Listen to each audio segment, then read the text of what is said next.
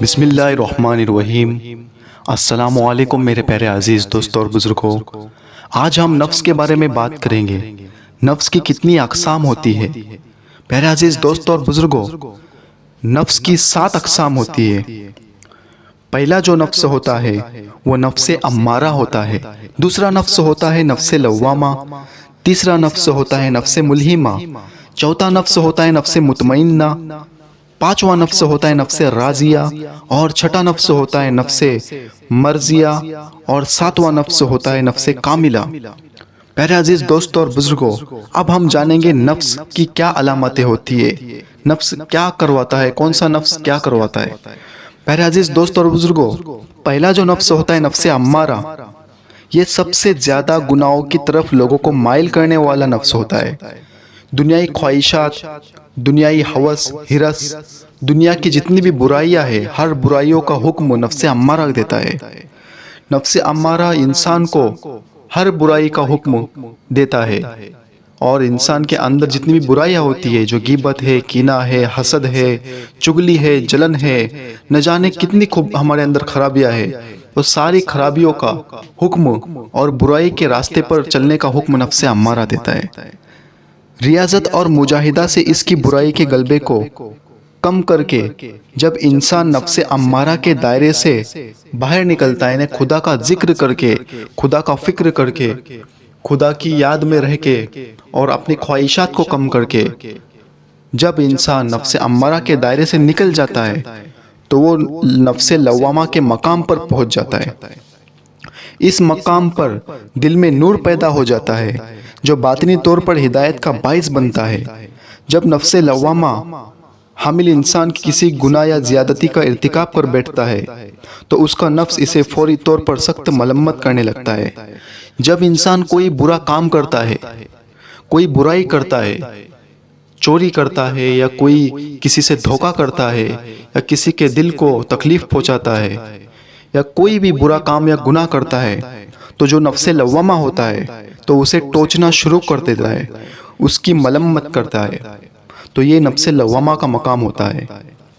اسی وجہ سے اسے نفس لوامہ یعنی سخت ملامت کرنے والا کہتے ہیں۔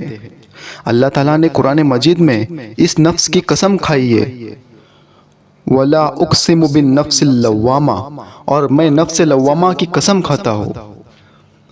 تیسرا نفس ہے نفس ملہمہ۔ جب بندہ ملہمہ کے مقام پر پہنچ جاتا ہے تو اس کے داخلی نور کے فیض سے دل اور طبیعت میں نیکی اور تقوی کی رغبت پیدا ہو جاتی ہے۔ وہ خدا کا ذکر کرنے لگتا ہے، خدا کا فکر کرنے لگتا ہے، اس کے اندر شوق پیدا ہو جاتا ہے ذکر کرنے کا، فکر کرنے کا۔ وہ ایک شوقین بن جاتا ہے خدا کے ذکر اور اچھے کام کرنے کا، اور متقی اور پرہیزگار بن جاتا ہے، اس کے اندر وہ چیزیں پیدا ہو جاتی ہے۔ چوتھا نفس ہے نفس مطمئنہ۔ نفس مطمئنہ جو بری خصلتوں سے بالکل پاک اور صاف ہو جاتا ہے اور حالت سکون و اطمینان میں آ جاتا ہے، ہر طرح سے وہ مطمئن ہو جاتا ہے، نہ اس کو کسی چیز کی خواہش، نہ اس کو کسی چیز کا خوف، اس کے ساتھ کوئی برا کرے تو بھی مطمئن، کوئی اچھا بولے تو بھی مطمئن، اسے کسی سے فرق نہیں ہوتا ہے، کیونکہ اس کا نفس ہر طرح سے مطمئن ہو جاتا ہے۔ وہ رب کی رضا میں اپنی رضا مانتا ہے، رب کی مرضی میں اپنی مرضی مانتا ہے، اس لیے وہ جو نفس مطمئنہ ہوتا ہے وہ ہر طرح سے پاک ہوتا ہے، اور نفس مطمئنہ کا جو مقام ہوتا ہے وہ اللہ کے ولیوں کا ہوتا ہے۔ یہ نفس بارگاہ وحیت میں اس قدر محبوب ہے کہ حکم ہوتا ہے، یا ایتھا النفس المطمئنہ ارجعی الی ربک، اے نفس مطمئنہ اپنے رب کی طرف لوٹ آ۔ یہ نفس نئے نفس مطمئنہ اولیاء اللہ کا نفس ہوتا ہے۔ یہی ولایت صغریٰ کا مقام ہے اور یہی ولایت عظمیٰ کا مقام ہے۔ نفس مطمئنہ پر پہنچنے کے بعد انسان کا تعلق صرف خدا سے ہوتا ہے، انسان ہر برائی سے پاک ہوتا ہے، انسان ہر لالچ سے پاک ہوتا ہے، ہر خواہش سے پاک ہوتا ہے، ہر طلب سے پاک ہوتا ہے، کیونکہ وہ مطمئن ہو جاتا ہے اپنے رب سے۔ اب صرف اس کا واسطہ رب سے ہوتا ہے، اب اس کی بات چیت رب سے ہوتی ہے۔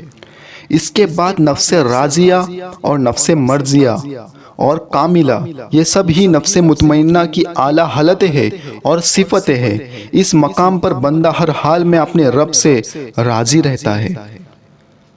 اس کا ذکر ان الفاظ میں اللہ تعالیٰ نے قرآن مجید میں کیا ہے، ارجعی الی ربک راضیۃ مرضیہ، تو اپنے رب کی طرف اس حال میں لوٹ آ کہ تو اس کی رضا کا طالب بھی ہو اور اس کی رضا کا مطلوب بھی، گویا اس کی رضا تیری مطلوب ہو اور تیری رضا اس کی مطلوب۔ فادخلوا فی عبادی، پس تو میرے کامل بندوں میں شامل ہو جا، وادخلی جنہ، اور میری جنت قربت و دیدار میں داخل ہو جا۔